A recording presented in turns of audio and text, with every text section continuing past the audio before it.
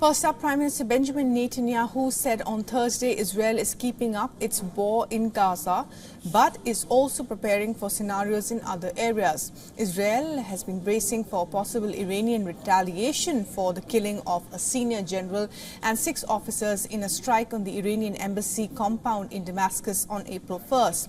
Citing sources, Reuters stated Iran has signaled to the US it will respond to the Israeli attack on the Syrian embassy in a way that aims to avoid a major escalation and will not act hastily either.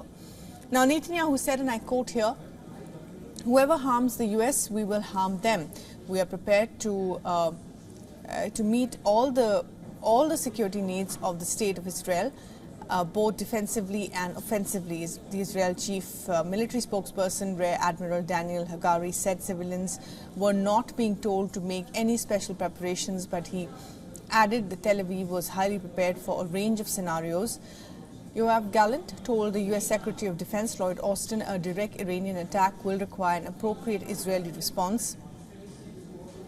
Now, Iran's UN mission has said the imperative to punish the rogue regime might have been avoided had Security Council condemned the strike and brought perpetrators to justice.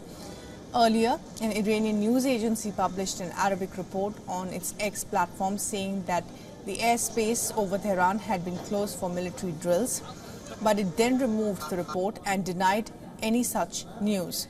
Now, as per reports, the Israeli Air Force held drills simulating strikes on Iranian soil. The US, Russia, Germany and Britain urged countries in West Asia to show restraint. The US State Department spokesperson Matthew Miller said Secretary of State Anthony Blinken called counterparts, including the Turkish, Chinese and Saudi foreign ministers. As mentioned, Iran had reportedly signaled to the US it will respond to Israeli attacks on the Syrian embassy in a way that avoids a larger escalation. The German foreign minister has also called on her Iranian counterpart to urge maximum restraint to avoid further escalation. And the German airlines Lufthansa, one of the only 2 Western carriers flying to Tehran, extended a suspension of its flights to the Iranian capital. Now, Russia's foreign ministry told citizens they should not travel to West Asia, especially to Israel, Lebanon and the Palestinian territories. The British Foreign Minister David Cameron said on Thursday he had made clear to Iran that it should not draw West Asia into a wider conflict. So obviously we don't want this conflict to spread. We've been very clear about that. And we've been very clear that to Iran that we're not involved in the Damascus strike, right? We've been also very clear.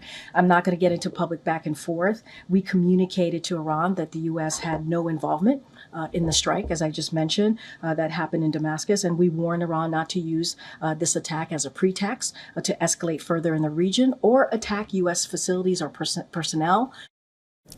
Now, the U.S. said it had restricted its employees in Israel and their family members from personal travel outside the Greater Tel Aviv region, Jerusalem and the Beersheba areas.